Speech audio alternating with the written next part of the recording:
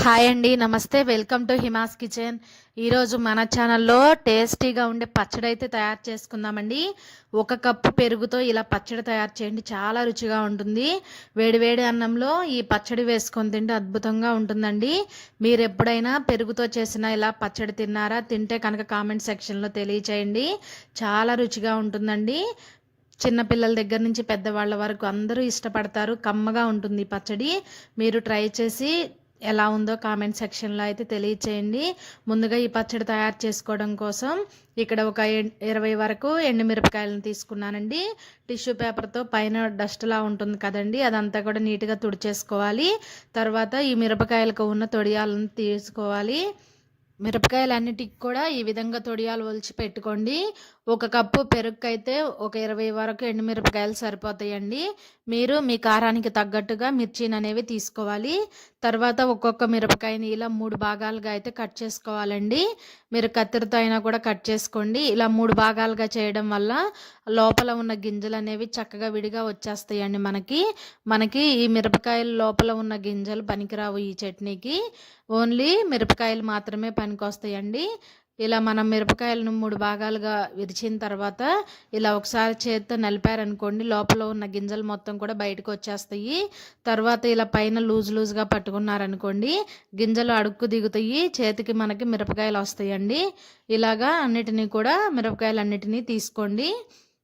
ఈ మిరపకాయల వరకు ఇలా ఒక ప్లేట్లోకి తీసుకున్నాం కదండి. ఇంకా ఈ గింజలు అయితే మనకి పనికిరావు, ఇంకా వీటిని తీసేసేయండి. మనకి ఈ పచ్చడికి పనికిరావండి. ఇప్పుడు ఇలా ఒలిచి పెట్టుకున్నాం కదండి, ఈ మిర్చిని పక్కన పెట్టుకొని ఒక బౌల్ తీసుకోండి. ఇందులో 1 కప్పు నిండుగా అయితే పెరుగు వేసుకుంటున్నాను. మీరు చిక్కటి మజ్జిగ అయినా కూడా వేసుకోవచ్చండి. పెరుగు అనేది కొంచెం పులిసిన పెరుగు అయితే టేస్ట్ బాగుంటుంది. ఏ కప్పుతో పెరుగు తీసుకున్నామో అదే కప్పుతో 1/2 కప్పు వరకు నీళ్ళను పోసుకొని ఇలా విస్కర్తో బాగా కలుపుకోవాలి. పెరుగు అనేది ఎక్కడ ఉండలు లేకుండా చక్కగా అంతా కూడా బాగా కలిసే విధంగా ఇలా కలుపుకోవాలి.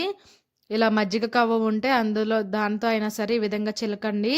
చక్కగా మనకి మజ్జిగలాగా అయితే చిక్కగా తయారవుతాయి. ఇందులో మీరు కొంచెం కమ్మగా ఉన్న పెరుగు తీసుకున్నట్లయితే ఇందులో కొద్దిగా ఒక చిన్న నిమ్మకాయ సైజ్ అంతా చింతపండు వేసుకోవాలి. నేనైతే కొంచెం పులిసిన పెరుగు తీసుకున్నాను కాబట్టి చింతపండు అయితే వేయట్లేదండి. ఇప్పుడు ఇందులో మనం ముందుగా ఒలిచి పెట్టుకున్న ఈ ఎండుమిరపకాయలను వేసేసుకోవాలి. వేసుకున్న తర్వాత ఒక 1/2 టేబుల్ స్పూన్ వరకు సాల్ట్ వేసుకుంటున్నాను. వేసుకొని ఒకసారి స్పూన్తో మొత్తం బాగా కలుపుకోవాలండి. ఈ ఎండుమిర్చి లోపలికి ఈ పెరుగు అంతా వెళ్ళి చక్కగా నానాలి. అప్పుడే మనకి పచ్చడి అనేది టేస్టీగా ఉంటుందండి. ఇలా అంతా బాగా కలుపుకొని మూత పెట్టుకొని, మీకు టైం ఉంటే 3 గంటలు నాననివ్వండి. టైం లేదనుకుంటే కనీసం గంట అయినా సరే నానబెట్టుకోవాలి. అప్పుడే టేస్టీగా ఉంటుందండి పచ్చడి. 1 గంట నానిన తర్వాత అయితే నేను మూత తీసి చూపిస్తున్నా చూడండి. చక్కగా మిరపకాయల లోపలికి పెరుగు అనేది వెళ్ళి చక్కగా కాయలు బాగా నానియండి. ఇప్పుడు వీటిని పక్కన పెట్టేసుకొని ఒక మిక్సీ జార్ తీసుకుంటున్నాను. ఇందులో మనం ముందుగా నానబెట్టుకున్న ఈ ఎండుమిర్చిని వేసేసుకోవాలి. పెరుగుతో సహా మొత్తం వేసేసుకోండి.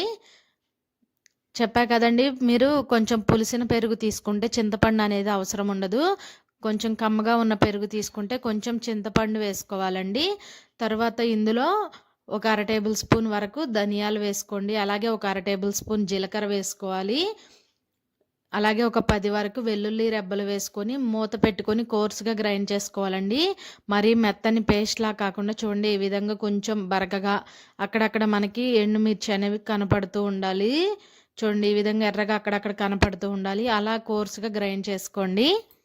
ఇప్పుడు ఈ మిక్సీ జార్ పక్కన పెట్టేసుకొని స్టవ్ ఆన్ చేసి స్టవ్ మీద ఒక కడాయి పెట్టుకోండి.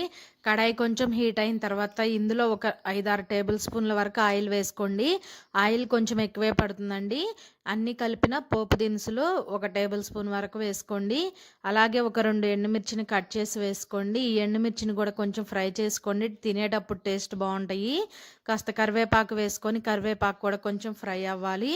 ఈ పోపు అంతా కూడా చక్కగా ఫ్రై అయిన తర్వాత మనం ముందుగా గ్రైండ్ చేసి పక్కన పెట్టుకున్నాం కదండి, ఆ చట్నీని ఇందులో వేసేసేయండి. ఇప్పుడు చక్కగా ఒక గరిట ఒకటి తీసుకొని బాగా కలుపుకోవాలి. మనకి కనీసం ఈ పచ్చడి తాలింపు పెట్టిన దగ్గర నుంచి 15 నిమిషాలైనా సరే స్టవ్ మీద ఉండాలండి. మనకి ఆయిల్ అంతా పైకి తేలి చక్కగా మంచి కలర్ వచ్చేంత వరకు కూడా మనం చక్కగా దీన్ని కలుపుతూ ఉండాలి, లేదంటే అడుగంటుతుందండి. మీడియం ఫ్లేమ్లో పెట్టుకోండి, హై ఫ్లేమ్లో పెడితే అడుగు మాడుతుంది. చక్కగా మీడియం ఫ్లేమ్లో పెట్టుకొని 3 నిమిషాలకు ఒకసారి ఇలా కలుపుకుంటూ ఆయిల్ పైకి తేలి మంచి కలర్ వచ్చేంత వరకు మనం ఇలా ఉడికించుకోవాలి. అప్పుడే ఈ పచ్చడి అనేది టేస్టీగా ఉంటుంది. చూడండి, పచ్చడి కూడా ఈ విధంగా అంత దగ్గర పడి ఆయిల్ పైకి తేలిన తర్వాత ఉప్పు అనేది చూసుకోండి. నాకైతే ఉప్పు సరిపోలేదండి. ఒక 1/2 టేబుల్ స్పూన్ వరకు ఉప్పు వేసుకున్నాను. మీకు ఒకవేళ కారం కూడా సరిపోలేదనుకోండి, కారం కొంచెం కలుపుకోవచ్చు.